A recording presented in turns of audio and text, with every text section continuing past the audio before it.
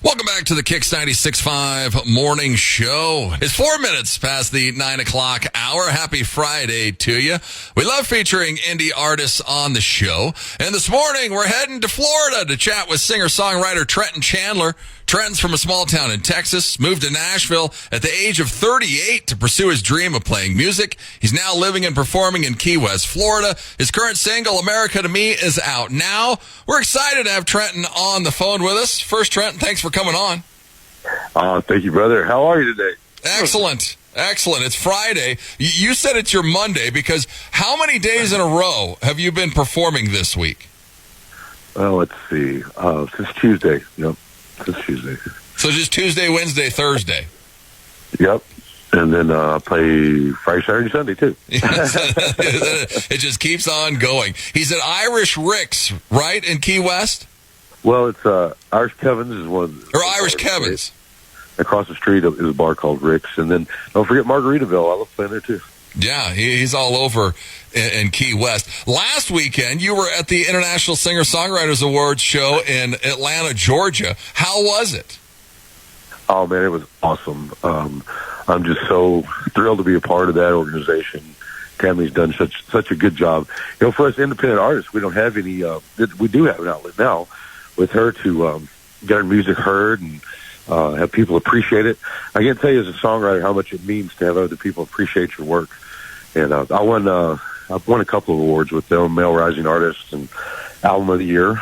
So it's been wonderful. And those things meant the world to me and gave me a lot more confidence coming back doing my third album, which we just completed. So.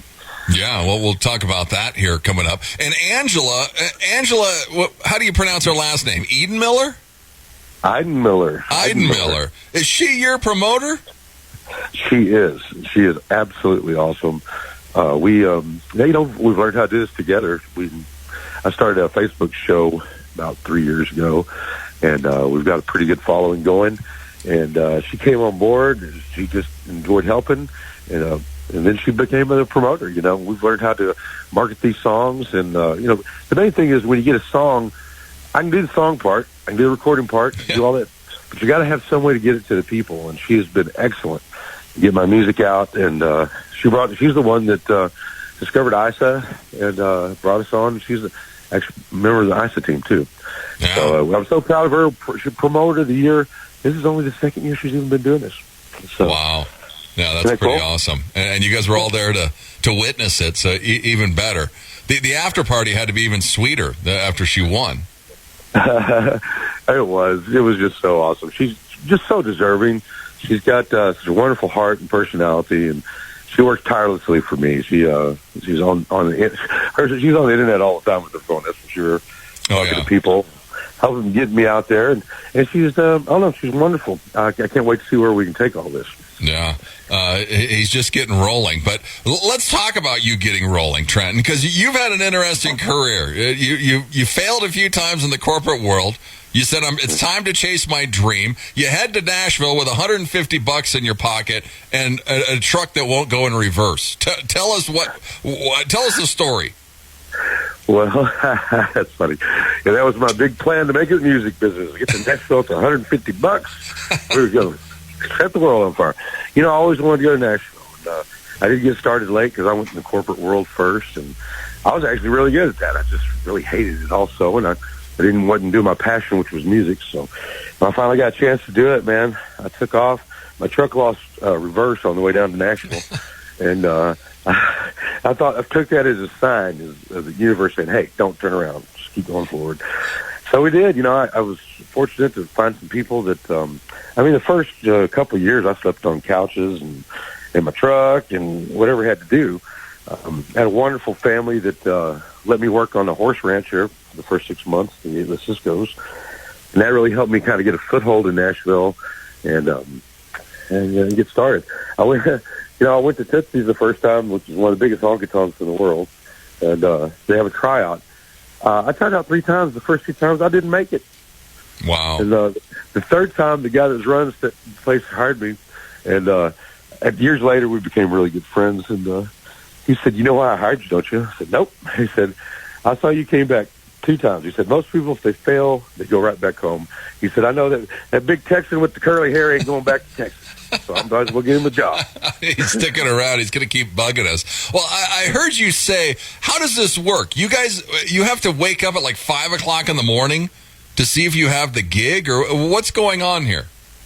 Well, when you first get to Nashville, at Tootsie's, John Taylor's the guy that runs the music. And so Tootsie's one of the most famous bars in the world. Yeah. Everybody from Chris Christopherson, Willie Nelson, you name it, they played there. It was rumored that Chris Christopherson stayed upstairs up there one time as his room. So anyway, you have this wonderful, rich history. You got people coming in, kids coming in, just flocking in every day. Probably 100 every day come to work, But in order to work for him in the beginning, you had to get up and call him 5:30 in the morning and see if he had a job for you. I don't know what he told me later about that. He said he wanted to see how we sounded, see if we sounded like we were doing, were we partying last night? Yeah, exactly. And so the ones that really wanted the job, get up at 5:30 and make that call. So, yeah, I guess it's a good thing. Yeah, just like he says, we'll find out how dedicated you are and how serious you're going to take it if you can get up at 5:30 and find out. It's not easy being a performer in Nashville, and you wouldn't take no, Trenton. And I mean, you kind of explained it. You weren't taking no for an answer at all. No, not at all. I was determined to be there. I really didn't think I'd ever leave Nashville, but I had a wonderful time there. I played over 1,100 shows in like 8 years. Wow! I learned so much. I was writing probably 50 songs a year, also. So I was just working, man. And I'd done that for 8 years. I hadn't taken any time off. Because Nashville, you got 100 kids behind you that want your job. And by the time I moved there, I was old enough to be their fathers, So I'm competing with these kids half my age. So when I got my spots, I laid them down every week. Yeah. But I was kind of burned out after 8 years of doing that. The last 3 years, I did 7 shows a week in 5 days, which is double. That means 8 hours a couple of days. Yeah. I was just burned out, hadn't taken any time off. A friend of mine, when he was 19, he always talked about Key West. Just talk to him. Oh, Key West is wonderful, wonderful. I never thought anything about it. But I didn't have any place to go, and I thought, well, let's go to Key West, try it. Like the first day I got here, I just fell in love with the place. The island living, the laid-back vibe to it. The third day, I think I didn't tell anybody, but the third day, I was like, I don't think I'm going home. And so I didn't. And I was fortunate to meet the right people that introduced me to the right bars. And, of course, I had 1,100 shows worth of experience to put out there, so I got hired quickly at these places. So I didn't go back to Nashville for 6 months, stayed here. And then when I did, I just went and packed up my stuff and came here. Yeah. And I have the best of both worlds. I love playing down here. I don't have to travel. I go home every night. I've got a boat. I can get out on the ocean. And I still have all my Nashville friends. And this last record, you'll hear them playing on my record. It's just top-notch musicians go to Nashville. So I've got a little bit of the best of both worlds. I don't have to live in Nashville anymore, baby. I'm down here at Key West. Yeah, he's down in paradise. We're chatting with Trenton Chandler. Go check him out. He's at TrentonChandlerBand.com. He's on Facebook. His current single, America to Me, is out now. Well, you mentioned, working in Nashville, you've got to learn how to work the crowd. You got to learn how to make money because you're not making a lot coming from wherever you're playing at. How did you fine-tune your craft? Did you watch other people? Was it trial and error? Was it experience? What was it? We just every bit of that. The thing about Nashville, when I moved there, they paid $40 for a 4-hour shift, and guess what? Parking was $20. and then that's the rent insane. The rent was 3 times what I was paying back in Texas. It was just nuts. But I'm here to tell you, if you want to learn how to perform, be sitting down there, you got your rent due today, you got to make $100, you'll figure out a way to reach those people. Yeah. So I think it's the best training you could do, even though they don't treat the musicians very well there. They do here in Key West. I make good money here. So, but yeah, hunger. That's how you get good at what you're doing. Yeah. I pay my rent today. You figure out what they want to hear and how to entertain them. Yeah, you're either going to starve or you're going to make it. One of the two. Yep, exactly. Man. Exactly. Well, now when you're in Key West, you're obviously doing good. I saw on your Facebook page, you have your own boat now? Oh, yeah. Yep. I guess the second year I was here, I've always enjoyed boating. It was the lakes in Texas. I've never been on the ocean. But yeah, my second year, that was my, kind of my reward to myself was, I bought a boat, and, I take the people that, come to my shows sometimes want to go out, and I take them out to the sandbar for a fee, and so it's just, fun. I absolutely love going out in the ocean, and it's around here, you can go to sandbars, so right around the island, it's pretty thin. You got to know where you're going because the water can get really, you can stick a boat. But, yeah, that was after the first year of being here and doing well here. I gave myself that luxury, and I enjoy it. I love the boat. The boat's my second favorite thing to do besides playing music. Yeah, I've been to Key West once, and I had a great time. It was awesome. But I just love how everyone's houses, they're like wide open. Nobody even has any windows, or you just put them up. Everything's, I mean, it is paradise down there. Where are you staying? Are you in a house, or where do you live? I'm in a condo. Okay. And the hardest part about Key West, you can find work. There's plenty of work here.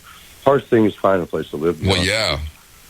So, and I'm paying what I'm paying for this little condo. You could have a really nice house someplace. yeah, and it's not cheap to have a place in Key West. That's for sure. I Drank, I Don't Remember was your previous single. It's on the new album, Bonafide, that we're going to talk about. It's the motto of Kevin's Bar, which is kind of funny where you're playing down there. But you said it took you 20 minutes to write it, or it took you 3.5 years, however you want to think about it. Exactly. So the third day I was here, I was able to get up on Irish Kevin's stage, which is as big. People have been here years trying to get on that stage, and I was like 3 days I was already up there. I know when I walked in, I saw this plaque that said, "I drank, I don't remember." I was like, "Oh my gosh, that is a song! It's got to be." And so I keep it. I still do. I keep notebooks, and it's not notebooks just today. It's like my phone. I just put them in my notes. But I'm always writing down little things I think would be a great song, and how to get to it. I was like, that is the greatest line. There's got to be a song there. I thought on it for 3 years. I couldn't ever figure out how to make it all work and how to get to that title and make it pay off. And I wanted to write a song about Key West and my experience here. It is a party town for sure. So when I got the money to do my last record, Bonafide, I had a lot more songs that we could put on there. I'd already gotten the best 11 songs decided. And I'd been always wanted to write that song, so I took a little bit of time. That last couple of weeks going up there, I was so busy. I took a little moment of time, and that song came to me in like 15 minutes. So I'd been thinking about it for a long time, but when it came quickly. And, it was just simple, easy. Everybody loves that song. It's about Key West. I mean, that's what you come to Key West, you drink, you party. Yep. And a lot of times you don't remember. Yeah, exactly. I drank. I don't remember what I did in Key West. I hardly remember what I did in Key West back. I was like in my early 20s, but amazing place with all the water. It's just it's sweet. You mentioned though 3 days after you were there, you were already on Kevin's stage. You met a lady when you went to Key West. Was it her? Was it luck? Was it because you had all the shows in Nashville? How did you get into Kevin so fast? This is just one of those universal serendipity kind of things. I wanted to stay when I came to Key West. I wanted to stay with somebody or somebody's house. I didn't want to stay in a hotel. I wanted to get a flavor of the land. Yeah. So I was looking on the internet. There was a bass player down here, and she was going to rent me a place. She had like a pool house that she stayed in, and she was going to be gone for a little bit. And so that's what I did. I rented it for 2 weeks, and then I thought, I want to go a little bit early. So also, she wasn't available for that. And this lady called me up and had a room to rent also. So I was going to go 3 days early, stay 3 days plus the 2 weeks. The lady that was booking me, that was the bass player, the guy that owned the house kind of went crazy in the hospital, and he was calling her and talking crazy. And she said, "Hey, I don't think it's a good idea you stay here." So I lost my place here. Now the other lady where I booked for the 3 previous days, that's who I ended up staying with. That's Judy Burrell, wonderful friend of mine. She's an accountant. She does the books for every major place here in town. And she loved my stuff. She got to hear, I was doing my Facebook show. She could hear me sing. She could hear my songs. And so she knew everybody, and she was like, and she did, she said, I don't ever do this, but hey, you need to give this guy a job, give him a try. And then, of course, after I get on stage and I can entertain, it was good. So I'm very fortunate. It's a universal thing. I'm so thankful for Judy. I don't think I'd be here without her. But that's the way things work. If you're going in the right direction, good things happen to you sometimes. Yeah, for sure. Go check him out, TrentonChandlerBand.com. Go and check out his Facebook page, because you put up most of your shows that you're playing. I mean, you're playing for 3 hours plus at a time. Do you do anything for your voice? Do we warm up? Do we cool down? What are we doing for our voice? Well, there's a couple of things. Yeah, you warm up. You also hydrate is really the hydrate and rest is the best thing for your voice. Yeah. I'll always get the rest, but I've learned the first thing I do in the morning, I get up and drink a bottle of water. Last thing I do at night, I do that, and water in between. And, we do some drinking down here, so it's all good. The best thing for your voice is to stay hydrated and to just not overwork it. I try not to do doubles anymore. It's just too much singing for anybody. Occasionally I have to. The only time I do that is when I've got somebody who's been really good to me that really needs something, needs me to be there. But I try not to sing 8 hours. It's not good to talk for 8 hours in a row, Yeah. So do that. The hydration is the only thing I've ever found, and rest will help your voice. I've tried every concoction. But if you stay hydrated, it helps a lot. Yeah, and what are you sucking on? Do you have a lozenge, or what are you putting in your mouth when you're singing? Well, it's gone from a lot of different things. I started off with these pastels that they make for singers. It was super expensive, like $15 for 10 of them. And I used those in Nashville. And then I started, some coffee. I was experimenting with different things. Right now, I'm taking the vitamin C supplement drops.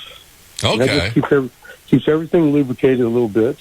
And like I said, it's all about, being hydrated, having lubrication on your vocal cords. When you do some damage is when it gets dry down there. So I try to keep those around, keeps everything running smooth. Yeah. You can go to his Facebook page and check him out. You're interacting with the crowd. What's like a crazy interaction you've had with some people that have come into one of the bars? Oh, man, I just something different every day. We had a lady come in last week with a whole crowd of people with her, and her name was Virginia. And you remember that song by Train, Meet Virginia? Yeah, Meet Virginia. I always heard. I played that song for her, and she just went crazy over that. I always try to, if somebody's got a birthday or something, I recognize them if possible. And we get up on stage, and I don't know, it's kind of fun doing that. I don't know, it's just interacting with, it's different every day. Yeah. And the thing is if I had a great day yesterday, I start at ground zero. I have to win the crowd all again every day. Because nobody knows me from yesterday. Yeah. So, yeah, different crowd every day, which is good and bad. Yeah, well, it's just good and bad. I enjoy it. It's about winning the crowd, man, gaining their attention, and I don't know. I like doing it. Sure yeah. Do. Well, and the cool thing is, you're a country guy, but you're playing everything. You said it. You played Train. I saw you played an Alice in Chains song. You played Darling Nikki by Prince. You're playing everything, Trenton. That's part of that is Nashville is like that. Again, so for $20, we'll play just about anything from Nashville. Yeah. So I started doing it back then. Now in Nashville, I was really serious about being the country guy. There was not an outlaw, old school country guy. There's only a couple of us there. Everything else is pop, and I'm sure it still is. So when my show was about, I had fiddle, all that old school stuff. We played new songs, but we loved the old school country. If you want to hear that, you came to see me in Nashville in my time there. So when I came here, I was kind of the same mind, and a little bit looser down here. And here's the thing. If somebody wants to hear their song, even if you don't do it right, if it's not perfect, they don't care. They want to hear the song. So I just kind of loosened up about it and started taking some chances. And, man, I can pull some stuff off every now that surprises me. So it's, if I've got the melody of that song in my head and I can get the chords and words, I can make it happen, So a lot of times people have a song I've never heard, and I put some money in the jar, and I have them bring me their phone. I'll listen to the song, about half of it. And most of the time I can pull it off. I did try Bohemian Rhapsody by myself one time, and that was the worst disaster. I tell you. He's not trying that again.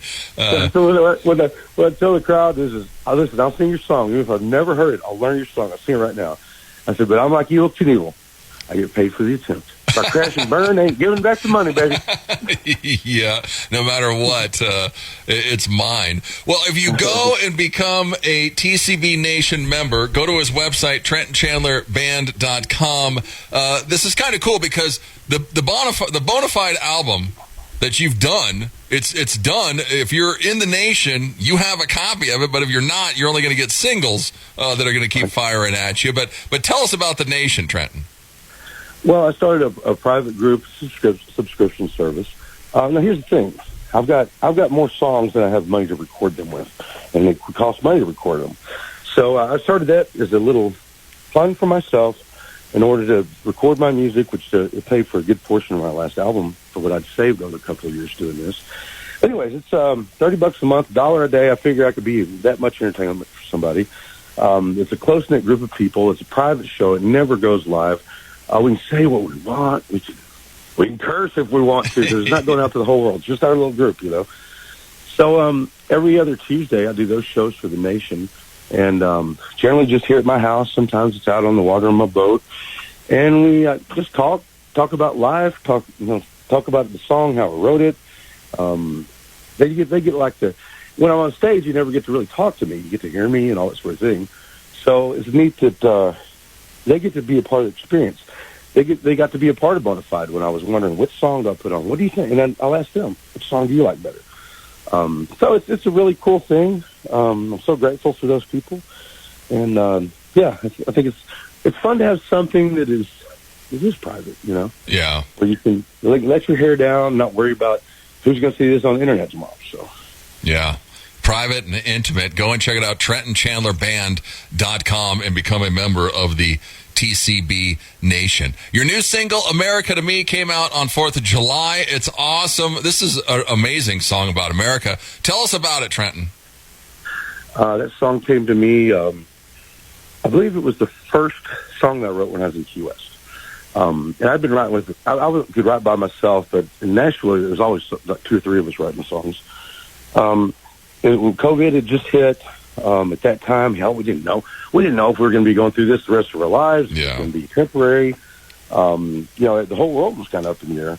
And for some reason, I got to thinking about all the people in my family, all the veterans in my family that sacrificed for America. So I had this title, America to Me, and I don't know, about 2, I just thought on it. And in the middle of the pandemic, I wrote this song about people in my family that served, and also about how, like the first of it starts off, a 4-year-old boy at a football game, and his daddy's teaching him to put his hand over his heart and, be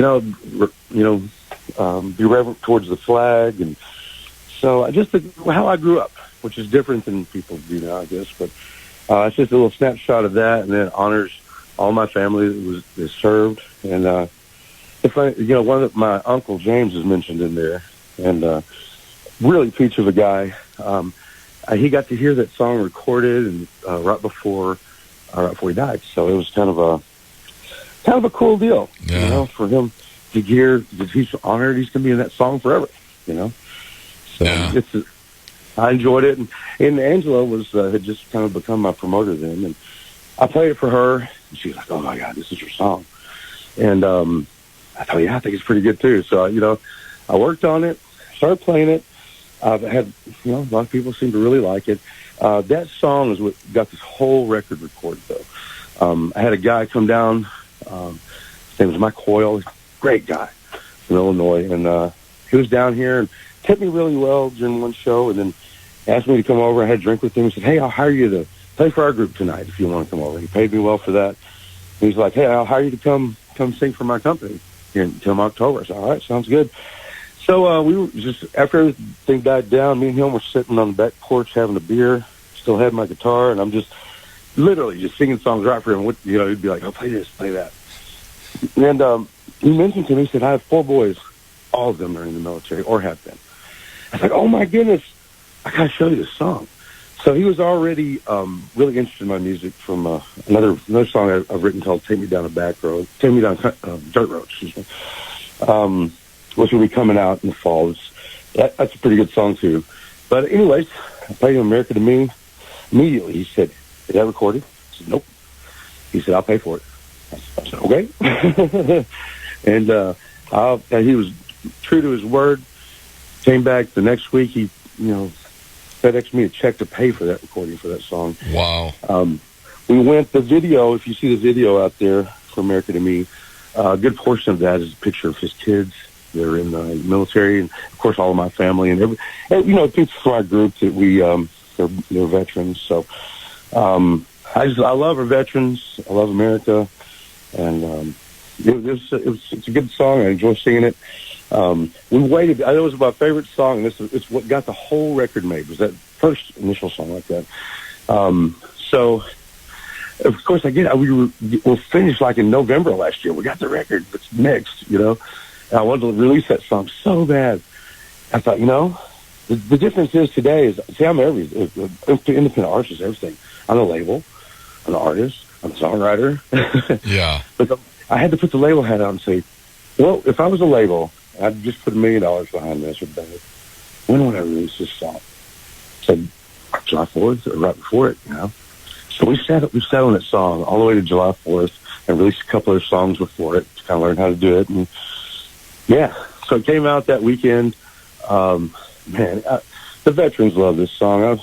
I have probably more cheers from this song than any other song I've written. Oh, yeah.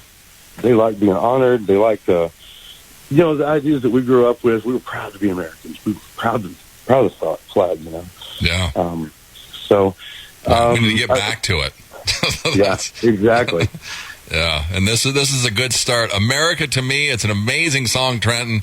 Yeah, I mean, you knocked it out of the park for sure on this one, and more are coming. Bonafide, the album, but you're going to hear singles. He just told you, Down the Dirt Road. What's the next one? The next one is called Peaches. A song called Peaches. Oh, okay, Peaches.